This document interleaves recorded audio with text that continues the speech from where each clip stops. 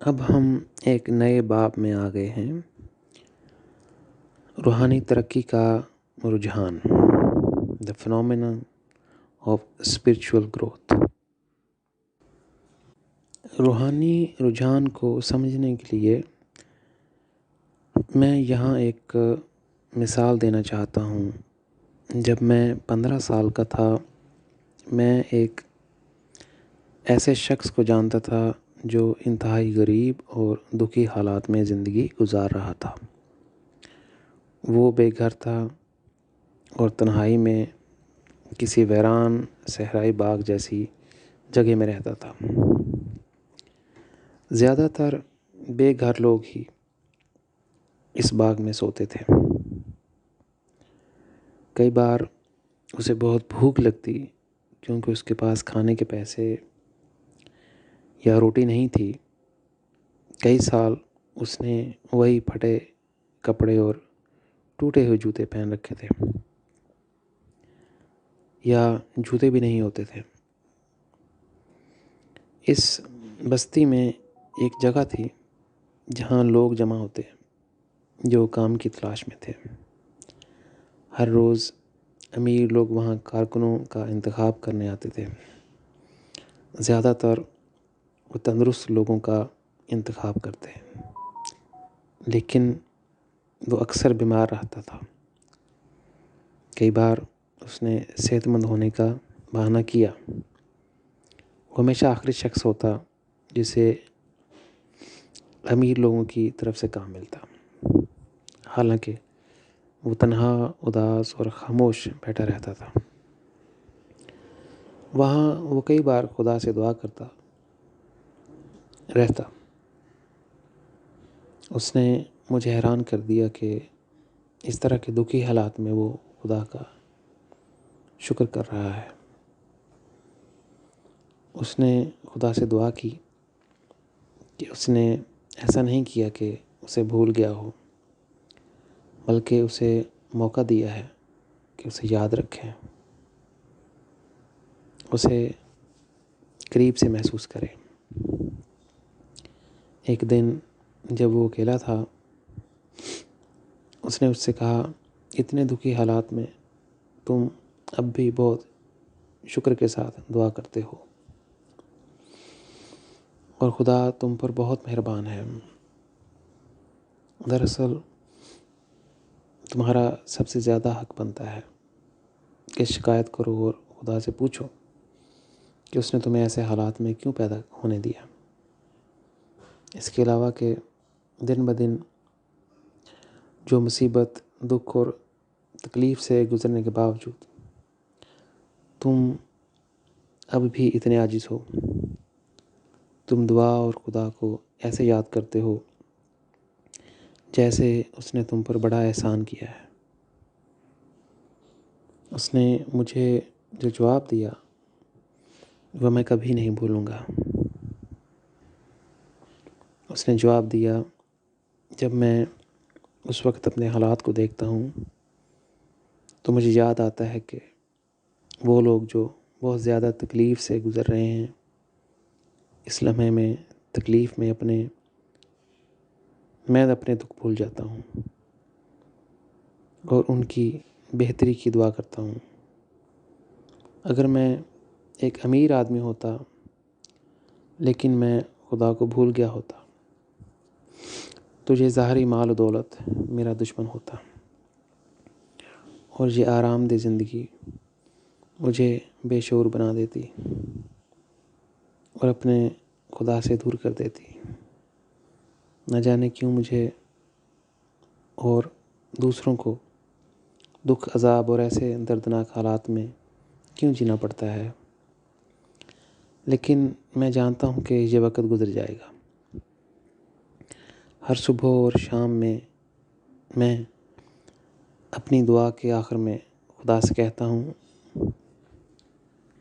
مجھے اس سے کوئی فرق نہیں پڑتا کہ مجھے کتنی ہی دکھی زندگی گزارنی پڑے، کتنی تکلیفوں اور پریشانیوں کا سامنا کرنا پڑے، لیکن میرے دل کی گہرائیوں سے میں اس زندگی کے لیے بہت شکر گزار ہوں جو تم نے مجھے دی، تم نے مجھے زمین پر بھیجا ہے اور آخر میں مجھے تیرے پاس ہی آنا ہے۔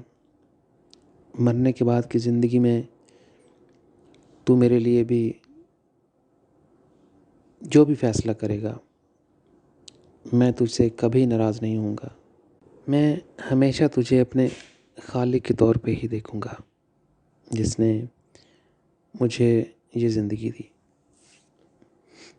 میں بہت شکر گزار ہوں کہ میری آنکھیں ہیں، میں سن سکتا ہوں، چل سکتا ہوں اور دوسرے لوگوں کی خاطر بہت ساری چیزیں کر سکتا ہوں۔ اس کے بعد اس نے مجھے ہمیشہ خوش اور خدا کی طرف شکر گزار رہنے کا مشورہ دیا۔ اس سے کوئی فرق نہیں پڑتا کہ مجھے کس طرح کے حالات میں سے گزرنا پڑے۔ 11 سال بعد لوگوں نے اسے اس ویران باغ میں مردہ پایا۔ وہ بھوک سے مر گیا۔ لوگوں نے مجھے بتایا کہ وہ بیمار تھا، لیکن وہ دعا کیسے خرید سکتا تھا جبکہ اس کے پاس روٹی خریدنے کے لیے بھی پیسے نہیں تھے۔ بعد میں نے روحانی دنیا میں اس کے بارے میں کچھ بہت عجیب دیکھا۔ میں ایک فرشتہ جہان کی پر اسراریت اور خوبصورتی کا مشاہدہ کر رہا تھا، اور جب اچانک کسی نے میرے کندھے پر ہاتھ رکھا، میں مڑ گیا اور ایک خوش انسانی روح نے مجھ سے پوچھا، کیا میں تمہیں یاد ہوں؟ میں نے اس سے کہا، اگر میری یادداشت مجھے دھوکہ نہیں دیتی پھر میں جانتا ہوں کہ تم کون ہو، لیکن تم 180 ڈگری مختلف نظر آتے ہو۔ تم اتنے اچھے لگ رہے ہو کہ تم پہلے جیسے شخص کی طرح لگتے ہی نہیں۔ اس نے کہا، تم نے میری آواز پہچان لی۔ میں وہی شخص ہوں جسے تم زمین پر جانتے تھے۔ وہ سیاہ دن، نا امیدی اور دکھی حالات ختم ہو گئے۔ مصیبت میں نے خدا کو کبھی نہیں بلایا اور نہ ہی کبھی شکایت کی۔ فرشتے مجھے اس خوبصورت جہان میں لائے اور کہا کہ ہم تمہیں نہیں جانتے، لیکن خدا تمہیں نہیں بھولا۔ اس کے بعد اس نے مجھے اپنا حیرت انگیز جہان دکھایا۔ ہم ایک بہت ہی خوبصورت محل میں آئے جہاں لکھا تھا، ایک دن تم میرے ہوگے۔ میں نے اس سے اس محل کے بارے میں پوچھا۔ اس نے مجھ سے کہا، صبح سے شام تک مجھے میری ترقی، علم اور خدا کی مزید سچائی کے لیے روحانی رہنمائی ملتی ہے۔ میں حیران تھا کہ اس لمحے میں بہت سے عجیب مختلف مخلوقات کے لوگ اس محل میں خدا کے بارے میں مزید معلومات حاصل کرنے کے لیے آ رہے تھے۔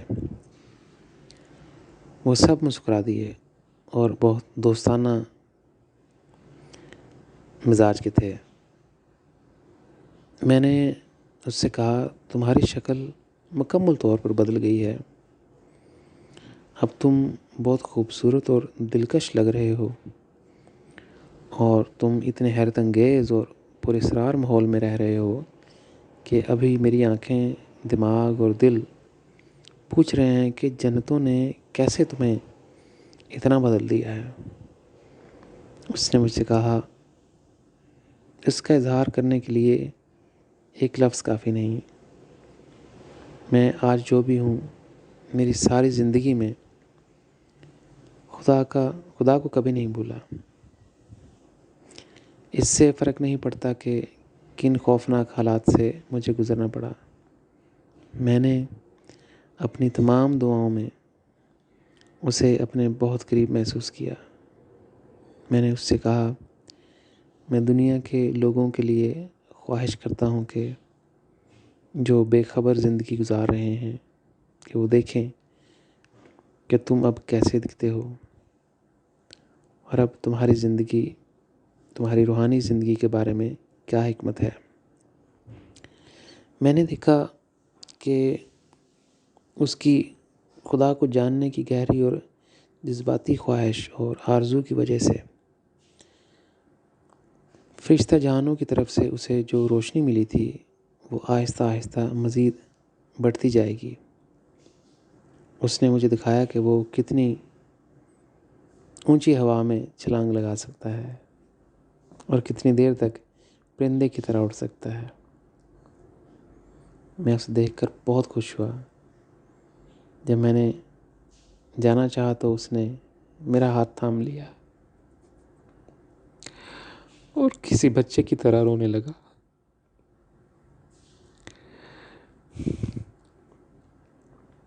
جو اپنے والدین سے الگ نہیں ہونا چاہتا۔ میں نے اس سے کہا، تم اتنی شاندار جگہ پر رہتے ہو اور تم میرے جانے پر اتنے اداس کیوں ہو؟ اس نے کہا، یہ خوشی کے آنسو ہیں، تمہیں دیکھنے اور ملنے کی میری شدید خواہش تھی کہ تم میری دنیا میں آؤ، اور فرشتوں نے یہ ممکن بنایا اور میری رہنمائی کی، کیونکہ میں تمہیں نہیں پہچانتا تھا۔ میں نے کبھی سوچا بھی نہیں تھا کہ تمہیں خدا کی طرف سے اتنی بڑی برکت ملی ہے، اور وہ تمہیں بنی ہوئی انسان کا رہنما بنائے گا۔ جب میں تمہیں زمین پر ایک نوجوان لڑکے کے طور پر جانتا تھا، تمہاری روحانی ترقی میرے تصور سے بالا تر تھی۔ تمہاری حقیقی قدر مجھے موت کے بعد کی زندگی میں پتہ چلی۔ اسی طرح اسی لمحے میں ایک بہت خوبصورت خاتون فرشتہ ہمارے ساتھ اتری۔ وہ مجھے دیکھ کر بے حد خوش ہوئی۔ وہ اس کی ساتھی تھی۔ اس نے اسے منتخب ہی نہیں کیا تھا، بلکہ وہ اس کے ساتھ محبت میں مبتلا ہو گئی تھی۔ جبکہ زمین پر اتنی خوبصورت عورت کو وہ خواب میں بھی نہیں سوچ سکتا تھا۔ اس نے کہا، اس فرشتہ دنیا میں ہر روز ایک نئی خوش نصیبی مجھے سرشار کرتی ہے۔ اس کی آخری خواہش مجھے چند منٹوں کے لیے گلے لگانا تھی، کیونکہ وہ نہیں جانتا تھا کہ وہ مجھے دوبارہ کب دیکھے گا۔ اس کے بعد اس نے کہا، میں اس خوبصورت فرشتہ جہانوں کا شہری ہوں، لیکن تم خدا کے کل کوہ مقام کے شہری ہو۔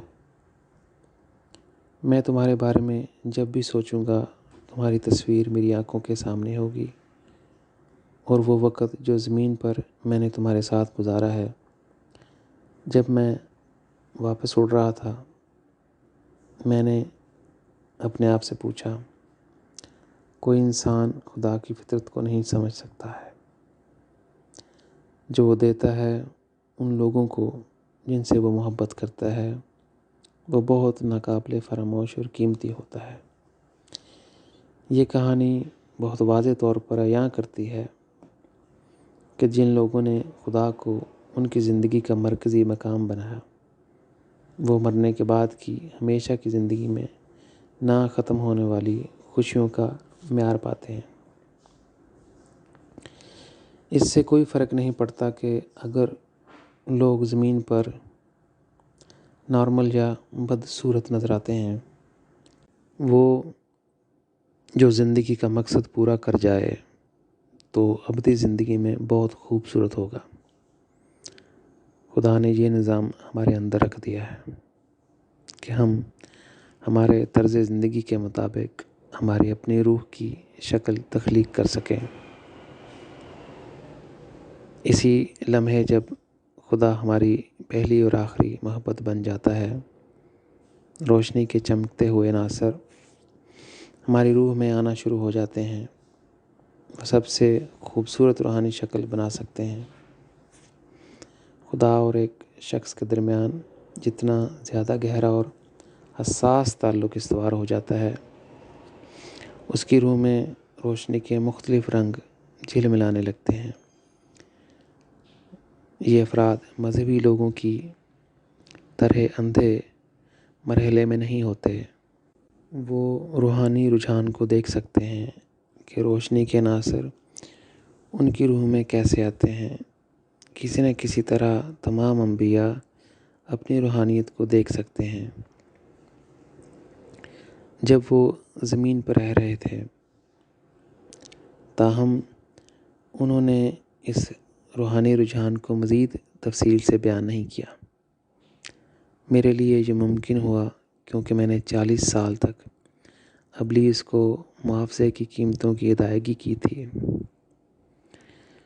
اس کے بعد خدا اور جنتوں نے مجھے تمام الہی انکشافات اور روحانی تجربات و مشاہدات بنی نوع انسان کے ساتھ اشتراک کرنے کی اجازت دے دی۔ ابھی اتنے لوگ نہیں ہیں جو مجھ پر یقین رکھتے ہیں، لیکن میں یہ کتاب مستقبل کے بنی نوع انسان کے لیے لکھ رہا ہوں۔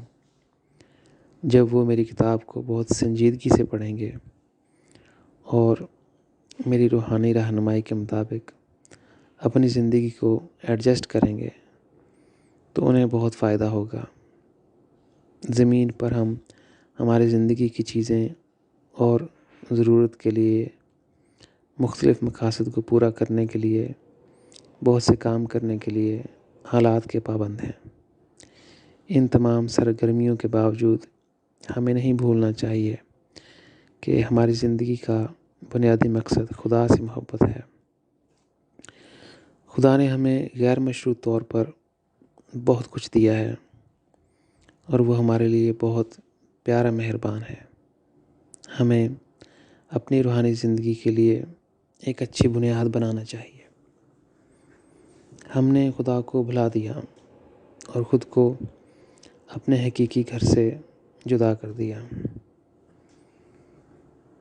اس کی بجائے ہم نے شیطانی طرز زندگی کی پیروی کی، کیونکہ ہمیں ابلیس سے تمام گری ہوئی فطرتیں وراثت میں ملی ہیں۔ خدا اس دنیا سے غائب ہے اور صرف ابلیس اور موجودہ برے لوگ ہیں۔ ابلیس کی دنیا میں نیک لوگوں کو بہت سی صلیبوں کو اٹھانا پڑتا ہے اور خود غرض اور برے لوگوں کو برداشت کرنا پڑتا ہے، اور برے لوگ ان کی زندگی کا لطف اٹھاتے ہیں۔ ایسا لگتا ہے جیسے خود غرض اور برے لوگ خوش ترین لوگ ہیں، تاہم جب آپ ان کو قریب سے دیکھیں گے تو آپ کو معلوم ہوگا کہ وہ سب سے زیادہ ناخوش ہیں۔ ظاہری طور پر ایسا لگتا ہے کہ ان کے پاس سب کچھ ہے، لیکن اندرونی طور پر وہ بہت خالی ہوتے ہیں۔ انہیں موت کے بعد کی زندگی میں کن حالات سے گزرنا پڑتا ہے، یہ ایک اور موضوع ہے۔ جب تک یہ دنیا خدا کی نہیں ہو جاتی، راست باز لوگوں کو تکلیفیں اور کئی صلیبیں اٹھانا پڑتی ہیں۔ مجھے اس زمانے میں واپس جانا پڑے گا جہاں انسانوں کو پیدا نہیں کیا گیا تھا، یہ بتانے کے لیے کہ انہیں تکلیفیں کیوں اٹھانا پڑتی ہیں۔ اس وقت ابلیس جو شیطان بن گیا، فردوس کے سفید روشنی کے دائرے میں رہتا تھا۔ یہ سچ ہے کہ وہ اور دیگر تمام فرشتے بہت صوفیانہ، مطمئن اور خدا کی طرف متاثر تھے۔ ابلیس کو خدا نے صبح کا ستارہ کا عنوان دیا تھا۔ یہ اس کے لیے بہت قیمتی اعزاز تھا۔ ابلیس نے فرشتوں کی دنیا سے متعدد جہانوں کو خدا کے قریب آنے کی ترغیب دی۔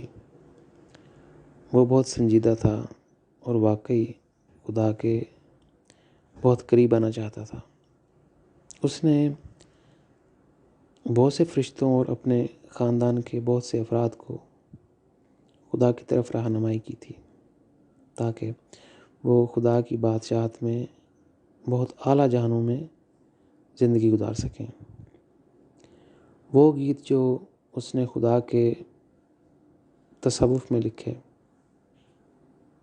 اور گائے تھے، ان میں خدا سے اس کی غیر مشروط محبت کا اظہار ملتا ہے، جبکہ وہ خود ابھی ترقی کے مرحلے میں تھا۔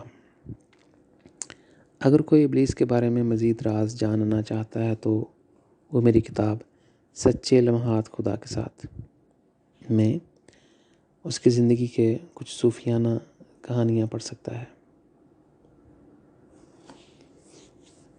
اب ہم اگلے باب میں آ گئے ہیں۔ اس کا عنوان ہے روحانی دنیا میں فرشتوں اور انسانی ارواح کا زوال، The fall of angels and human beings in the spiritual world۔ ابلیس اور فردوس کے بہت سے مختلف فرشتہ جہانوں نے خدا کے متعلق بغاوت کیوں کی؟ خدا نے ابلیس، فرشتوں اور مختلف مخلوقات کو ذکر کیا کہ وہ انسانی تخلیق بنانا چاہتا ہے۔ اس وقت ابلیس انسانی تخلیق کے خلاف نہیں تھا۔ اس نے صرف اپنے شکوک و شبہات، پریشانی اور خوف کا اظہار کیا کہ یہ نئی تخلیق بہت زیادہ مصائب، درد اور پیچیدگیاں لا سکتی ہے۔ اگر ایسا ہوتا ہے تو اسے اور فردوس کے سفید روشنی کے فرشتوں کو بہت سی قربانیاں دینی پڑیں گی۔ انہیں کنٹرول کرنا تھا اور انسانی ارواح کو خدا کی طرف واپس لے جانا تھا، کیونکہ اس نے انہیں ان کے لیے ذمہ داری دی تھی۔ ابلیس اور فرشتوں کا خدا کے ساتھ بہت طویل مکالمہ تھا۔ انہوں نے اس سے بہت سے سوالات کیے اور مثال دی کہ انسانی ارواح خون ریزی، امن اور آزادی کی تباہی کا سبب بن سکتی ہیں اور زندگی کے مقصد کی پیروی نہ کر کے خدا کے خلاف بغاوت کر سکتی ہیں۔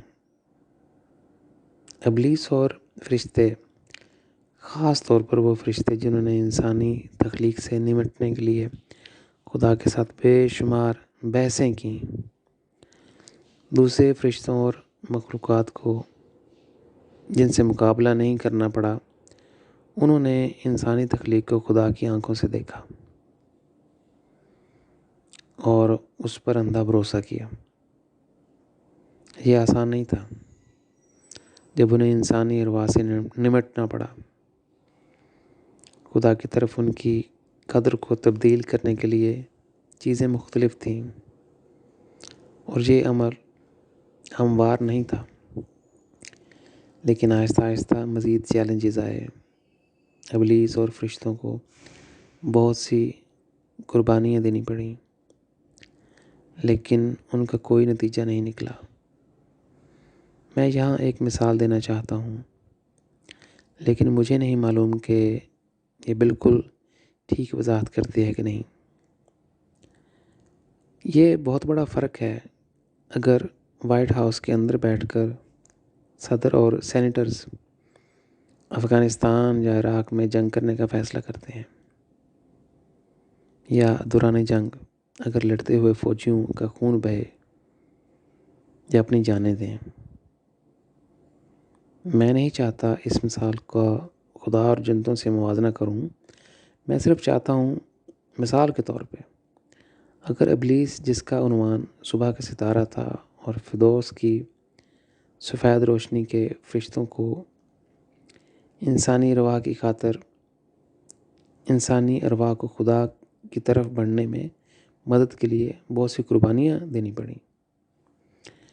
ابلیس اور فرشتے جو انسان کے ذمہ دار تھے وہ ان ارواح کے خلاف تھے اور خدا کو انسانی تخلیق پیدا نہ کرنے کا مشورہ دیتے تھے۔ ایک بار جب وہ ان سے نمٹنے کے لیے گئے تب انہوں نے ان کی باغیانہ فطرت دیکھی۔ ایک ابدی وقت گزر چکا تھا لیکن انسانی ارواح بہت آہستہ آہستہ پروان چڑھتی تھیں یا خدا کی طرف بڑھنا نہیں چاہتی تھیں۔ وہ دیکھ رہے تھے کہ انسانی ارواح روحانی دنیاؤں میں صرف لطف اندوز ہونا چاہتی تھیں، لیکن روحانی طور پر بڑھنے اور خدا کو گہرائی کے ساتھ سمجھنے کی خواہش دور تک دکھائی نہ دیتی۔ دوسری طرف وہ انسانی تخلیق کے لیے خدا کی مہربانی اور اس کے قریب آنے جانے کی فکر کو دیکھتے۔ آخر کار ابلیس اور فرشتے مایوس اور حاسد بن گئے۔ انہوں نے انسانی ارواح کا اپنی ترقی سے موازنہ کیا کہ انہوں نے خدا کے لیے ان کے ساتھ کیا کیا تھا۔ ابلیس اور فرشتے بے-تابی سے خدا کے قریب آنے کی خواہش رکھتے تھے اور پھر بھی خدا کی محبت انسانی ارواح پر موسلادھار بارش کی طرح برس رہی تھی۔ چونکہ خدا نے انسانی ارواح کو پیدا کیا ہے، انہوں نے اس کی پوری توجہ حاصل کی۔ یہ سب ابلیس اور فرشتوں سے مزید دور ہو گئے اور آخر کار وہ ان سے بہت زیادہ دل برداشتہ اور مایوس ہو گئے۔ ایک نکتہ یاد رکھنا بہت ضروری ہے۔ انسان سے پہلے مخلوقات اور فرشتے بہت سکون سے رہتے تھے اور تخلیق کے اصولوں کی پیروی کرتے تھے اور خدا کی ہر چیز کی قدر جانتے تھے جو اس نے ان کے لیے بنایا تھا۔ وہ خدا میں اس قدر خوش تھے کہ کوئی دن ایسا نہیں گزرا جب وہ اپنی محبت کا اظہار نہ کر رہے تھے۔ نغموں میں خدا کے لیے ان کی تمجید کر رہے تھے۔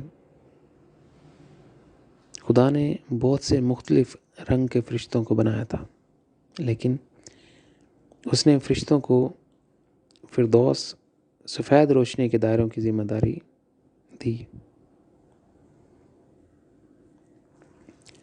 وہ ہر طرح کا لین دین، سارا بوجھ اور بہت سے چیلنجز لے رہے تھے اور اس امید میں بہت سی قربانیاں بھی دے رہے تھے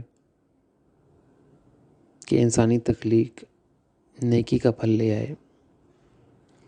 وہ بہت پر امید تھے کہ انسانی ارواح محبت کا مجسم بن جائیں گے۔ جس طرح خدا نے چاہا اور انسانی تخلیق کے بارے میں پیش گوئی کی تھی، ابلیس جو ایک عظیم فرشتہ تھا، اس نے اپنے خاندان اور بہت سے فرشتوں کی خدا کی طرف رہنمائی کی تھی کہ وہ خدا کی محبت میں صوفیانہ ہو گئے۔ اس نے ان کی ترقی کو اس قدر بلند کر دیا تھا کہ ان میں سے بہت سے اعلیٰ جنت کے جہانوں میں، اعلیٰ فردوس کے جہانوں میں داخل ہو سکتے ہیں۔ یہاں تک کہ اکثر کو خدا کی بادشاہت میں رہنے کے لیے بلند کیا گیا تھا۔ میرا مطلب ہے کہ وہ نیلے اور سنہری جنتوں کے جہانوں میں رہنے کے اہل تھے۔ ابلیس بذات خود ایک عظیم شاعر تھا۔ اس نے خدا کے لیے بہت سی نظمیں اور نغمے بھی لکھے۔ اس نے ان کے ذریعے اور اس کی سرگرمیوں اور دوسرے فرشتوں اور انسانی تخلیق کی خدمت کرنے کے ذریعے بھی اپنی محبت کا اظہار کیا۔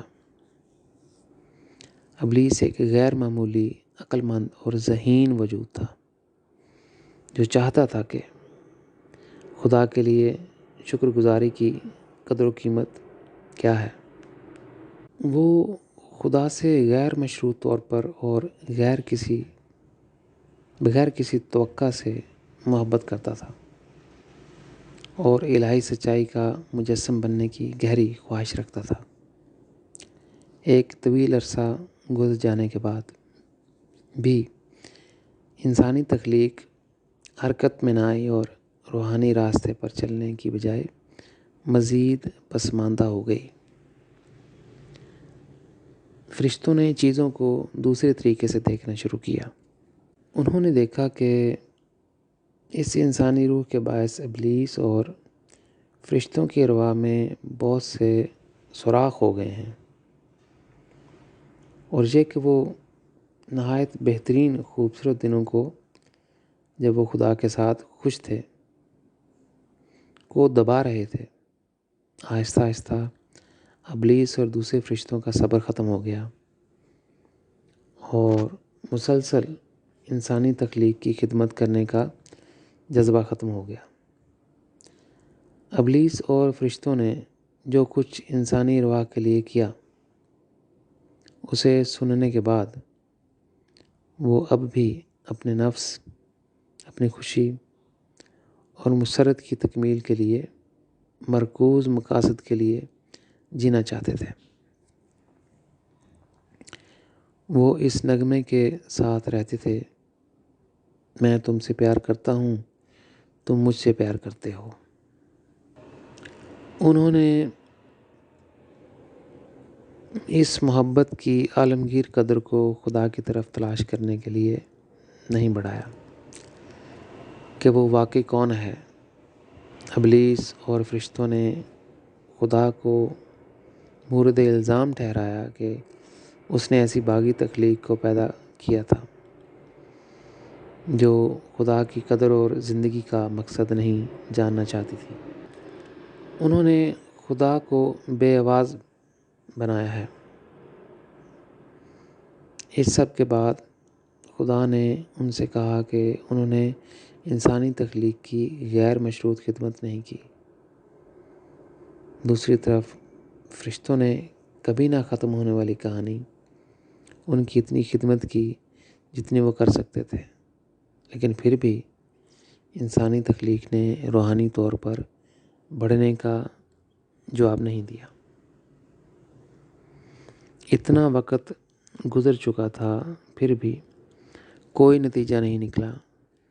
یہ سب اور مزید بھی بہت سی وجوہات تھیں جو ابلیس اور فرشتوں کو انسانی تخلیق سے پیچھے ہٹنا پڑا، یہاں تک کہ انہوں نے خدا سے ان کو ان کی جڑوں سے ختم کرنے کے لیے کہا۔ انہوں نے خدا سے شکایت کی کہ انسانی تخلیق سے وہ بھی اپنی روحانی اقدار کی سمت و احساس کھو چکے ہیں۔ ان کا کہنا تھا کہ انسانی تخلیق فرشتوں کی دنیا میں بہت سی بیماریاں اور پیچیدگیاں لے کر آتی ہے، تاہم خدا نے اصرار کیا کہ وہ عاجزی اور صبر کے ساتھ خدمت اور مسلسل انسانی ارواح کی مدد کریں جب تک کہ وہ روحانی طور پر بڑھ سکتے ہیں۔ اس کی وجہ سے انقلاب آیا اور روحانی زندگی میں فرشتہ دنیا کی تقسیم ہوئی۔ عظیم فرشتہ میکائیل اور بہت سے دوسرے فرشتوں نے چیزوں کو خدا کے نقطہ نظر سے دیکھا اور ان کے اپنے نقطہ نظر سے نہیں، جیسا کہ ابلیس اور دوسرے فرشتوں نے۔ آخر کار ایک روحانی جنگ ہوئی۔ ایک طرف عظیم فرشتہ جبرائیل، عظیم فرشتہ میکائیل اور دیگر فرشتے خدا کی طرف سے لڑ رہے تھے۔ وہ دوسری طرف ابلیس اور اس کے فرشتے۔ اگر انسانی تخلیق پیدا نہیں ہوئی ہوتی، یہ جنگ نہ ہوتی۔ بدقسمتی سے ان سب پیچیدگیوں اور جدوجہد کی وجہ کو کہ فردوس کے خوبصورت جہانوں میں ہو رہی تھیں انسانی ارواح تھی۔ ابلیس اور اس کی طرف کے فرشتے جنگ ہار گئے، انہیں چھوڑ کر نچلے جہانوں میں گرنا پڑا۔ اس وقت اچھائی اور برائی کے درمیان بغیر اختتام کے نفرت اور اس جنگ کی بنیاد رکھی گئی تھی۔ فرشتے جنہوں نے ملزم انسان کو گرنے اور مصائب کا سبب بننے کے باعث اپنا مقام کھو دیا تھا، یہاں تک کہ اچھے فرشتے جو جنت میں رہتے تھے کی طرف سے انسانی تخلیق کے بارے میں کوئی اچھی رائے نہیں تھی۔ جنت کے بعض حصوں میں، فردوس کے بعض حصوں میں بہت سے فرشتوں نے ابلیس اور گرے ہوئے فرشتوں جو وہاں سے باہر پھینک دیے گئے کے لیے ہمدردی تھی۔ میں یہاں ایک راز افشاں کرنا چاہتا ہوں جو آج تک معلوم نہیں ہو سکا۔ جب حق تعالیٰ نے انسانی تخلیق کو پیدا کیا تو اس نے ابلیس اور سفید روشنی کے دائروں کے فرشتوں کو انسانی ارواح کو اپنانے کے لیے ان کی تحویل میں دیا، اور اس معاملے میں بنیادی طور پر ابلیس اور دیگر فرشتے جو بعد میں گرے، انہیں انسانی ارواح کو اپنانے کے لیے والدین کی پوزیشن میں ہیں۔ ابلیس زیادہ تر باپ کی مثال اور دیگر عورت فرشتے ایک ماں کی طرح تھے، یہاں تک کہ ابلیس اور اس کے فرشتے گر گئے اور نچلے اور تاریک جہانوں میں باہر پھینک دیا گیا، لیکن بنی نوع انسان پر ان کی حقیقت اور اختیار وہی رہا۔ جب ابلیس اور اس کے فرشتے گرے تو زیادہ تر وہ انسانی ارواح تھیں جو پہلے سے ہی گرے ہوئے مقام پر تھیں، کیونکہ وہ خدا کی طرف بڑھنا نہیں چاہتے تھے۔ تمام کوشش اور وقت جو ابلیس اور ذمہ دار فرشتوں نے ان کے لیے صرف کر چکے تھے، بیکار گیا۔ ابلیس زوال کے بعد شیطان بن گیا۔ اس وقت سے وہ خود گرے ہوئے فرشتے اور دیگر فرشتے جو نہیں گرے نے خدا کو پہلے انسانوں کو اس سب کے لیے ذمہ دار ٹھہرایا ہے۔ اب ہم ایک نئے باب میں آ گئے ہیں، ایوب کی کہانی، The Story of Job۔ یہ کہانی شیطانی دنیا میں ابلیس کی نوعیت کی وضاحت کرے گی۔ پوری تاریخ میں ابلیس نے بہت اونچی آواز میں ڈھول پیٹا اور خدا اور اس کے فرشتوں کو چیلنج کیا۔ ایک بار ابلیس نے خدا سے کہا کہ وہ زمین پر پوری طرح سے تلاش کر رہا ہے، لیکن کوئی ایسا شخص نہیں مل سکا جو خدا کا ہو۔ خدا نے اس سے پوچھا کہ کیا وہ ایوب سے ملا تھا؟ ایوب نیک تھا، تمام برائیوں سے پرہیزگار اور ہر چیز سے زیادہ خدا سے محبت کرتا تھا۔ ابلیس نے خدا سے کہا، تو نے اس کی اور اس کے کاروبار کی حفاظت کی اور وہ ملک میں ہر طرف پھیل گیا ہے۔ اگر تو اپنی نعمت چھین لو گے تو وہ شکایت کرے گا اور لعنت بھیجے گا۔ خدا نے لوسیفر کو اجازت دی کہ ایوب سے تمام نعمتیں اور اقتدار چھین لے، مگر اسے ایوب کو نقصان پہنچانے کی اجازت نہیں دی۔ ہم تصور کر سکتے ہیں کہ خدا کے لیے یہ کیسے دل دہلا دینے والا رہا ہے کہ دنیا کی ساری آبادی میں صرف ایک آدمی تھا جس کا خدا سے تعلق تھا۔ تاریخ میں ایک وقت ایسا بھی آیا جب صرف برائی اور برے انسان زمین پر رہتے تھے۔ خدا اور فرشتوں کو اس بری دنیا کو تھوڑا بہتر بنانے کے لیے برائی کے ساتھ کام کرنا پڑا۔ نیکی کی کوئی بنیاد باقی نہیں رہی تھی۔ مجھے بنے ہوئے انسان کو یہ آئینہ دکھانا ہے کہ وہ دیکھ سکتے ہیں کہ وہ اصل میں کون ہیں۔ ابلیس نے ایوب کو لالچ دینے کی پوری کوشش کی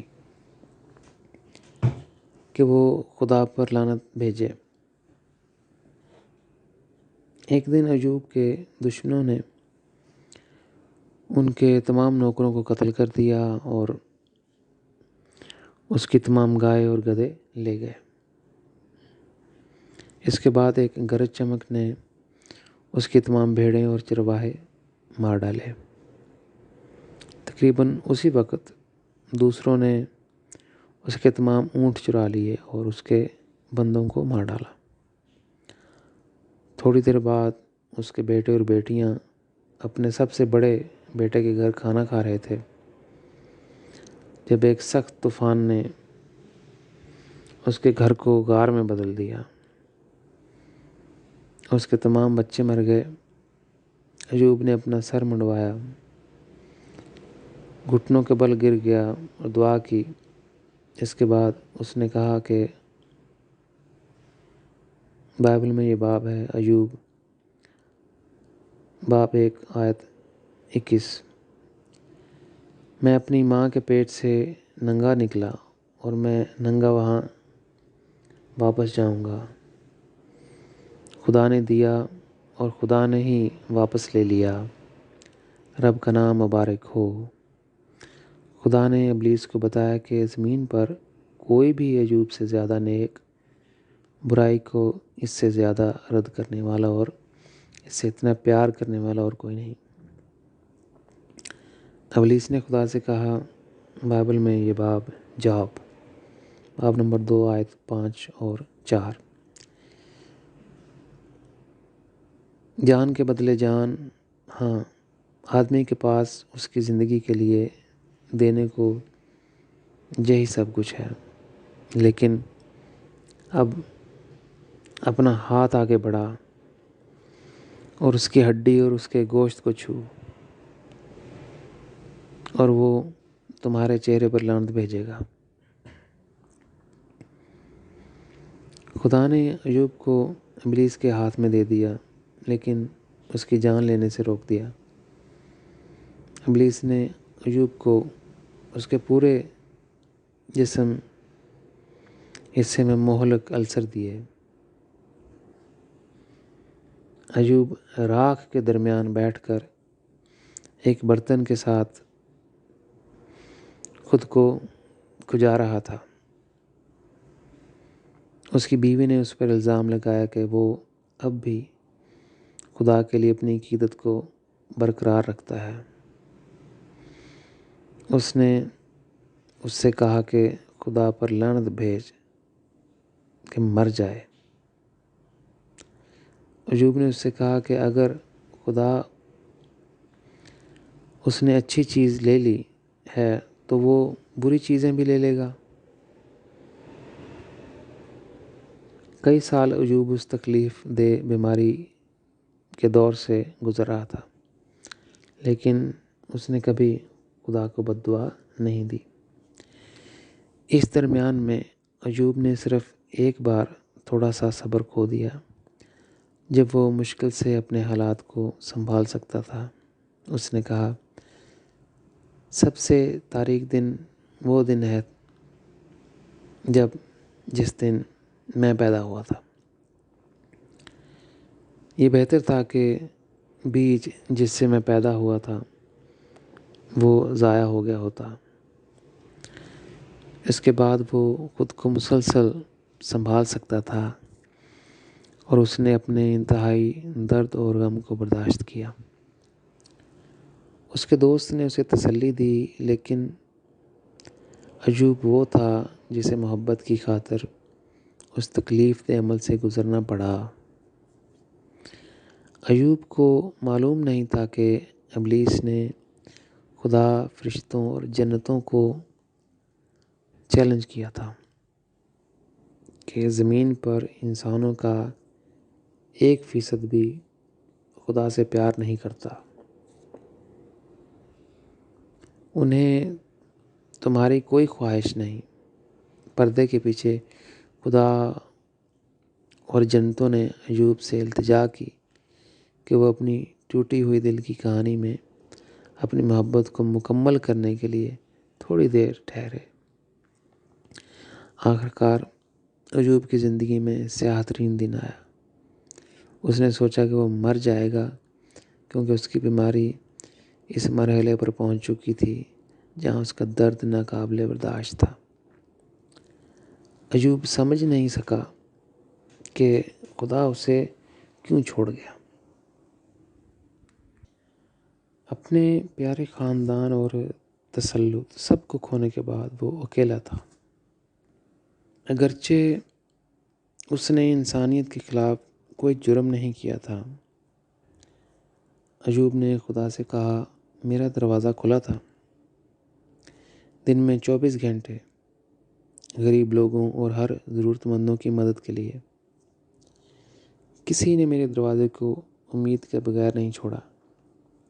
مجھے اپنے ساتھی انسانوں کے ساتھ ہمدردی اور ترس آتا، اور میرا سارا پیسہ اور ملکیت میں ان کے ساتھ بانٹ لیتا۔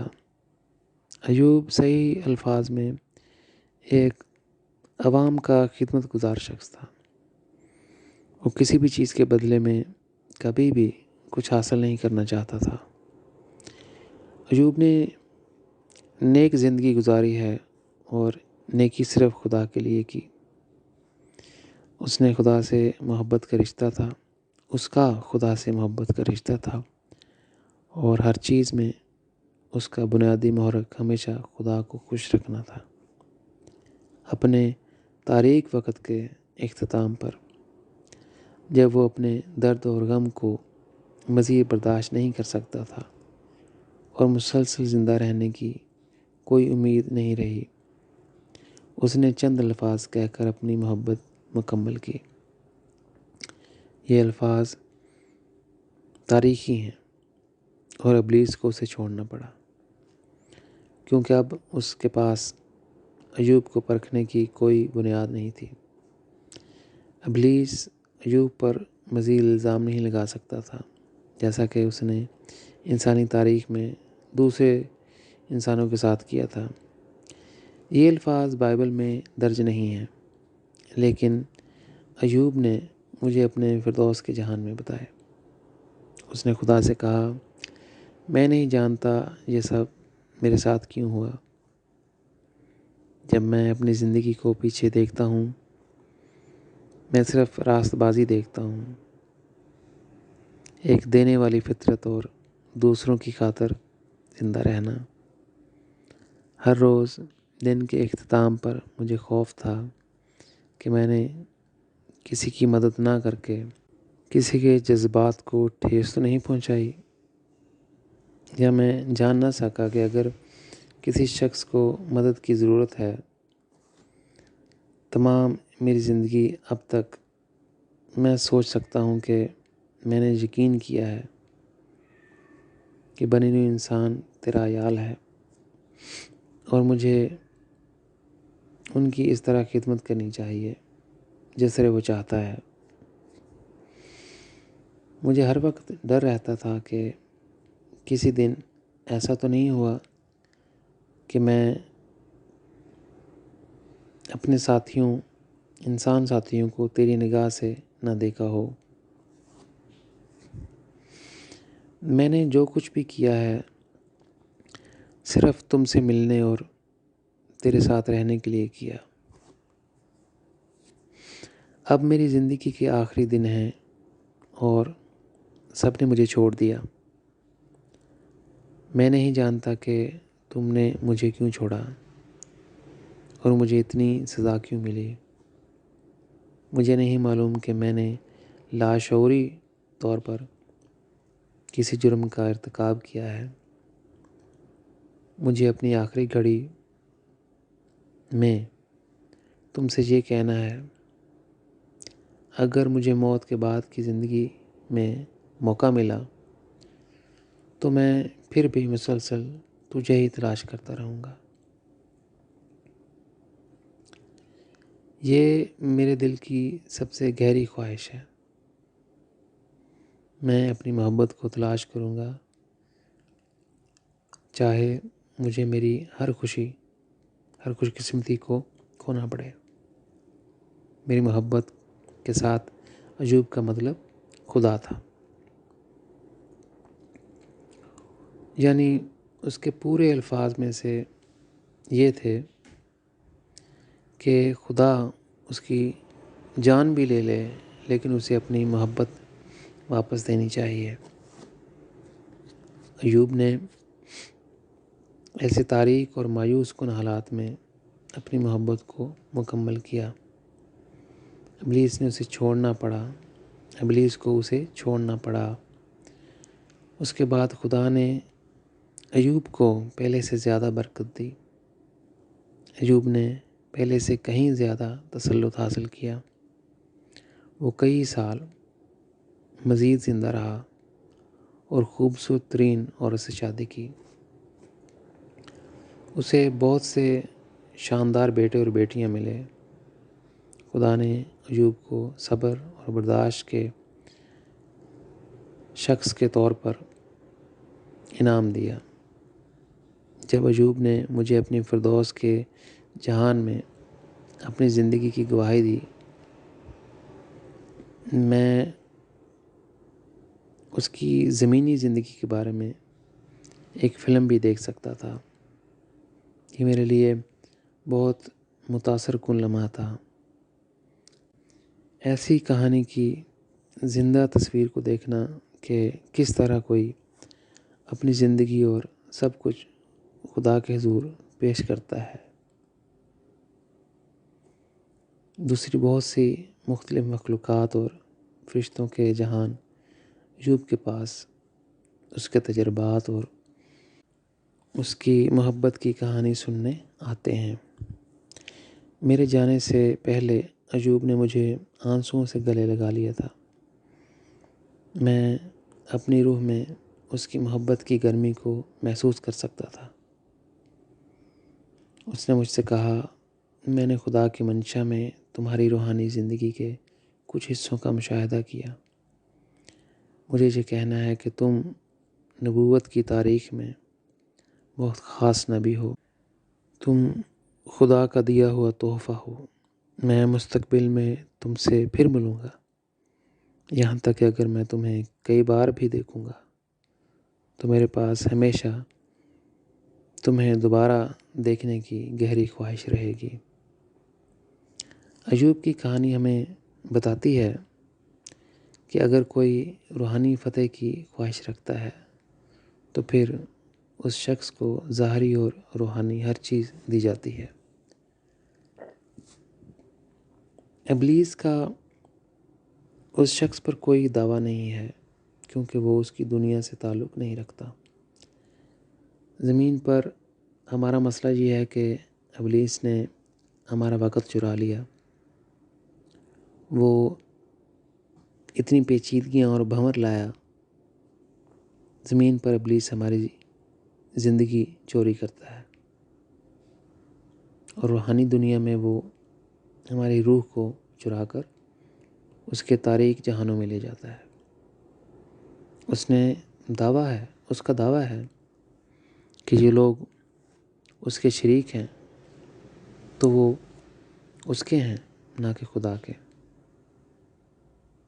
اس میں جس طرح انسانوں نے زمینی زندگی کی خوش قسمتی کھو دی، اسی طرح انہوں نے اپنی ابدی زندگی بھی کھو دی۔ میں کہتا ہوں کہ اگر آپ ظاہری زندگی کی قسمت ہار گئے تو ٹھیک ہے، لیکن جب آپ ابدی زندگی کی قسمت کھو دیتے ہیں پھر آپ واقعی سب کچھ کھو گئے ہیں۔ روح جو آپ کے ساتھ ہے وہ آپ کا حصہ ہے۔ روحانی دنیا میں روح میں اندھیرا ظاہر کرتا ہے کہ اس روح کا تعلق اندھیرے کے جہانوں سے ہے۔ اصل میں یہ ہر روح کی منزل تھی کہ وہ جنتوں پر خدا کے نور کی موجودگی میں رہے۔ یہ ایک عظیم المیہ ہے کہ ہماری زندگی میں ایسی بدنصیبی آئی، میں موت کے بعد فیصلے کی طرف واپس آیا۔ مثال کے طور پر جہاں بری ارواح موت کے بعد کی زندگی میں فیصلے سے پہلے آتی ہیں، وہاں نہ صرف بری ارواح بلکہ فرشتے اور دیگر مخلوقات بھی ہیں۔ وہ فیصلے کے عمل کو کنٹرول کرتے ہیں تاکہ سب کچھ 100% درست طریقے سے کیا جا سکے۔ وہاں ایک ایسا مطلق نظام جس میں کچھ بھی غلط نہیں ہو سکتا، لیکن پھر بھی فرشتے وہاں موجود ہوتے ہیں۔ موت کے بعد کی زندگی میں مختلف عوامل متعدد سرنگوں پر عمل پذیر ہوتے ہیں۔ موت کے معنی اور عوامل ہیں۔ دنیا دار آدمی جو خدا کی حقیقت سے واقف نہیں ہے نسبتاً شیطان ہے۔ اس کے لیے موت بہت درد اور غم لاتی ہے، کیونکہ جو کچھ بھی انہوں نے بنایا یا حاصل کیا وہ اپنے ساتھ نہیں لے جا سکتے۔ خدا اور جنتوں کی نظر میں موت وہ عمل ہے جو روح کو کوہ مکاں کی زندگی میں بالکل آزاد بناتا ہے۔ وہاں روح حقیقی آزادی، امن، محبت اور کبھی نہ ختم ہونے والی خوشی کا مزہ چکھ سکتی ہے۔ میں اب ان دو تصورات کے بارے میں بات کرنا چاہتا ہوں۔ گرے ہوئے لوگ نہ صرف مادیت پسندانہ طرز زندگی سے لطف اندوز ہوتے ہیں اور گرے ہوئے دنیا سے پیار کرتے ہیں، لیکن مجھے یقین ہے کہ وہ اپنے خاندان اور اپنے جیون ساتھی سے بھی پیار کرتے ہیں۔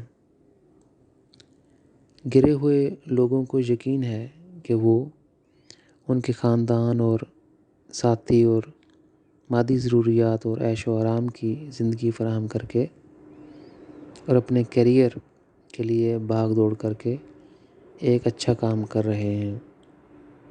وہ چیزوں کو زیادہ دیر تک نہیں دیکھ سکتے اور یقین نہیں کر سکتے کہ وہ اس دنیا میں آ سکے۔ وہ اسے محبت کہہ سکتے ہیں، لیکن میں اسے ضرورت کا ایک دنیاوی دائرہ کہتا ہوں۔ اس حلقے میں ہر جیون ساتھی ایک دوسرے کو کہتے ہیں، مجھے تمہاری ضرورت ہے۔ اس کا مطلب ہے کہ جب حالات اور احساسات بدل جائیں گے تو ضرورت ختم ہو جائے گی۔ اس دائرے میں خدا موجود نہیں ہے۔ یہی وجہ ہے کہ ہم اکثر دیکھتے ہیں کہ لوگ طلاق اور علیحدگی اختیار کرتے ہیں، جیسے کہ وہ ہالی ووڈ میں اعلیٰ مقام رکھتے ہیں یا سپر سٹار ہیں۔ تکلیف دہ حقیقت یہ ہے کہ ان کی تعلقات کی وجہ ان کا کیریئر خود غرض کامیابیوں پر مرکوز ہے۔ وہ بالکل ایک بچے کی طرح ہیں جو ایک خاص وقت کے لیے یہ ایک کھلونا میں دلچسپی رکھتا ہے، لیکن پھر بچہ ایک اور کھلونا لینا چاہتا ہے۔ اکثر لوگ زیادہ تر بہت تنہا اور خالی ہوتے ہیں، چاہے وہ ایک اعلیٰ کیریئر تک پہنچ جائیں۔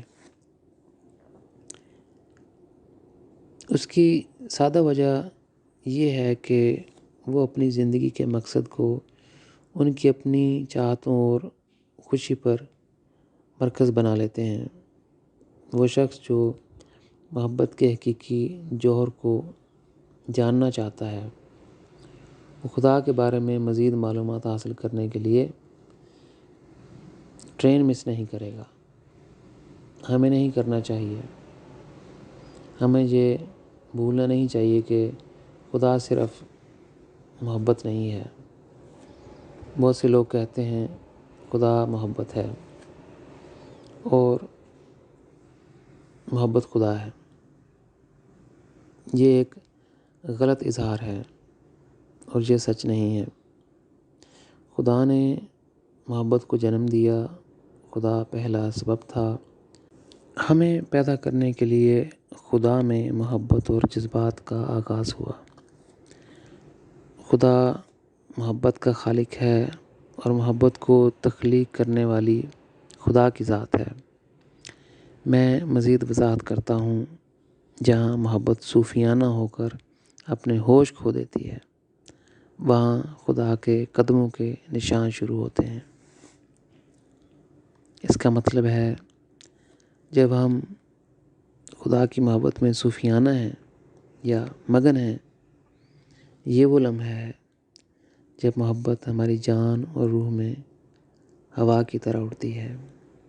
یہ کچھ پراسرار دروازے کھولتی ہے اور ہم خدا کے بارے میں تھوڑا سا مزید جان سکتے ہیں۔ اس نقطے میں خدا کا کل مقصد پوشیدہ ہے۔ ایسے بہت سے عظیم اولیاء تھے جو محبت کا حقیقی پتہ جاننا چاہتے تھے، یہاں تک کہ انہوں نے اپنی قسمت، کیریئر، بادشاہت، ان کی بیوی کی محبت اور بچے اور اپنی دنیا کو ترک کر دیا۔ انہوں نے محبت کا حقیقی چشمے کو جاننے کے لیے سب کچھ قربان کر دیا۔ گوتم بدھا ان میں سے ایک تھا۔ وہ اپنے والد اور والدہ سے بہت پیار کرتا تھا۔ وہ ایک محل میں بہت آرام دہ اور پرتعیش زندگی گزارا کرتا تھا۔ اس کے پاس ہر وہ چیز تھی جو دنیا کے لوگ اپنی زندگی سے لطف اندوز ہونے کے لیے چاہتے ہیں۔ اس کا باپ مہاراجا تھا اور وہ چاہتا تھا کہ اس کا بیٹا ایک عظیم بادشاہ بنے۔ اس کے اپنے ابتدائی بچپن میں ایک سادھو روحانی آدمی نے اس کے باپ سے کہا کہ اگر یہ لڑکا تمہارے جیسا سوچے گا تو تمہارے راستے پر چلے گا، وہ ایک دن بہت بڑا شہنشاہ بنے گا۔ اگر یہ لڑکا روحانی زندگی میں دلچسپی لے گا، وہ بہت بڑا روحانی رہنما بنے گا، کیونکہ وہ ان جوابات کو جاننا چاہتا ہے جو نہ کوئی مذہب، نہ کوئی دانشور اور علم والا اسے دے سکتا ہے۔ یہ محبت کی تلاش کا صحیح محرک اور شروعات تھی۔ جب مہاتما بدھ نے اپنے والدین سے پوچھا، میں آپ سے بہت پیار کرتا ہوں، میں جاننا چاہتا ہوں اگر موت ہمیں الگ نہ کرے اور ہم مر کر بھی ہمیشہ ایک ساتھ رہ سکتے ہیں۔ وہ جاننا چاہتا تھا کہ کیا موت اس کے والدین اور اس کی محبت کے درمیان رکاوٹ نہ بنے، اور وہ موت کے بعد کی زندگی میں دیکھنا چاہتا ہے کہ پھر ان سے ملے۔ اس نے اپنے والدین کو لاجواب کر دیا۔ آخر میں اس کے باپ نے کہا، میں نہیں جانتا کہ مرنے کے بعد ہمارے ساتھ کیا ہوتا ہے۔ مجھے نہیں معلوم کہ ہم ایک ساتھ ہوں گے یا الگ۔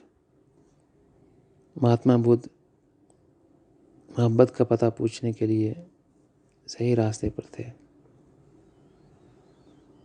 کتنے لوگ پوچھتے ہیں انسانوں پہ مصیبت کیوں آتی ہے؟ ایسا کیا ہے جو ہم نے یا ہمارے آباء و اجداد نے غلط کیا ہے، جس کے بعد بدنصیبی ہمارا پیچھا کرتی ہے۔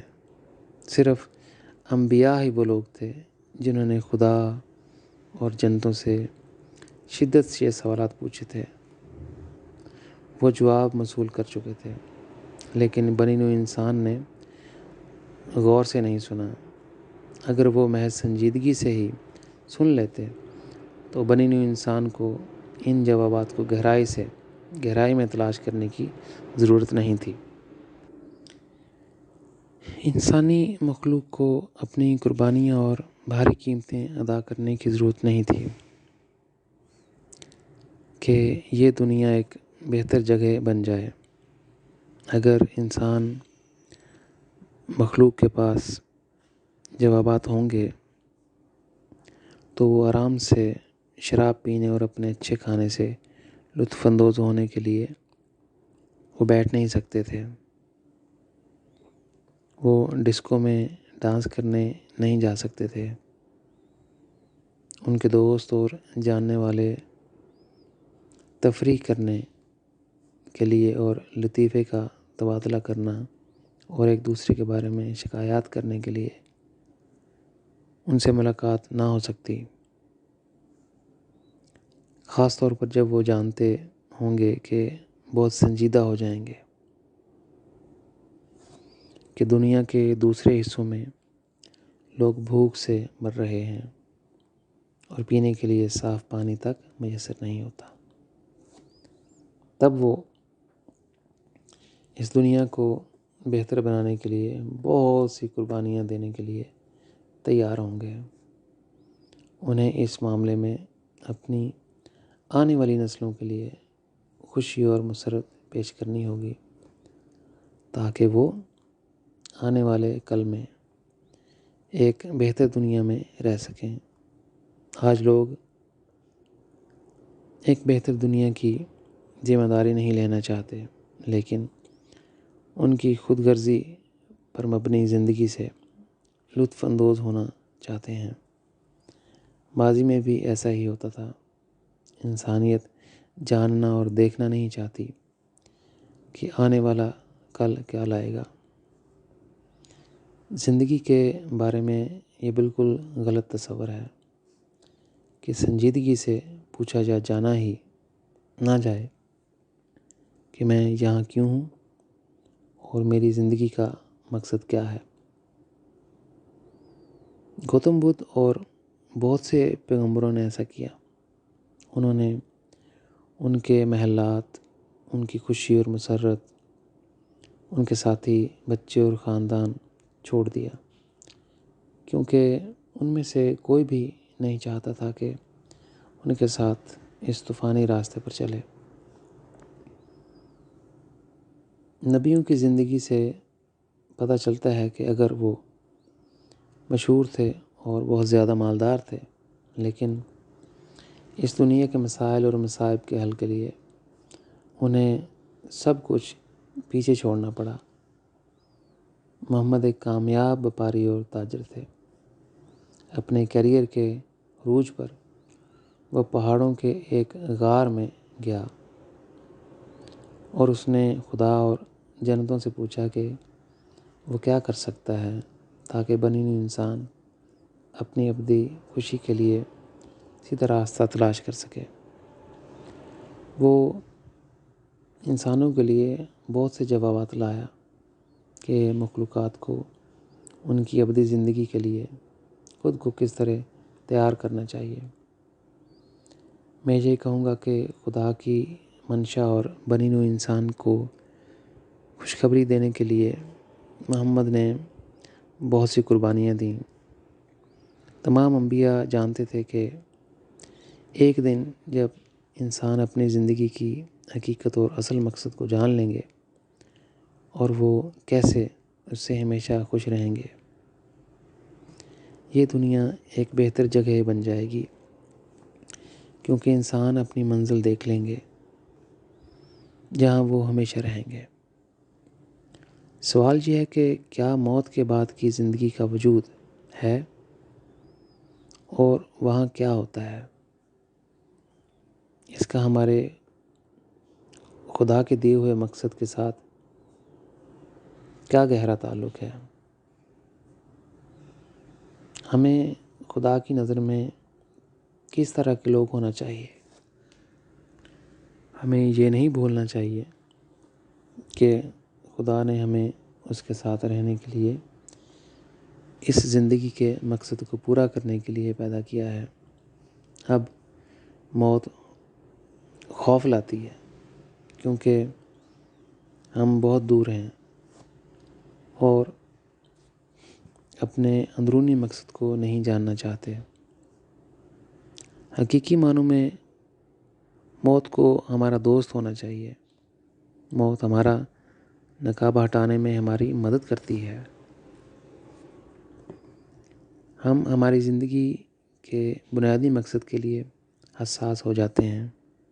دراصل موت ہمیں آگاہی کرتی ہے کہ یہ زندگی ہمیں بے مقصد نہیں دی گئی تھی۔ موت ہمیں سمجھنے میں مدد دیتی ہے کہ آج ہم جو اچھا کر رہے ہیں وہ ہماری آنے والی کل میں مدد دے گا۔ موت کے ذریعے ہم جان لیں گے کہ ہمیں دوسروں کے لیے جینا چاہیے، نہ کہ خود غرض زندگی جئیں۔ ہمیں چیزوں کو دور اندیشی سے دیکھنا چاہیے۔ موت ہمیں یہ دکھاتی ہے کہ تمام بنی نوع انسان ہمارا خاندان ہے اور انسانوں کو اپنے حقیقی گھر کی تلاش میں رہنمائی کے لیے ان کی مدد کرنا ہماری ذمہ داری ہے۔ مثال کے طور پر ایک یورپی آدمی جو بہت لذیذ اور مہنگے کھانے کھاتا ہے اور اس کے بعد اسے ایک مسئلہ درپیش ہے کہ پھر اسے اپنا وزن گھٹانے کے مختلف طریقوں کے لیے بہت سارے پیسے خرچ کرنا پڑتے ہیں۔ افریقہ میں بہت سے لوگ بھوک سے مر رہے ہیں کیونکہ ان کے پاس روٹی کا صرف ایک ٹکڑا بھی خریدنے کے پیسے نہیں ہیں۔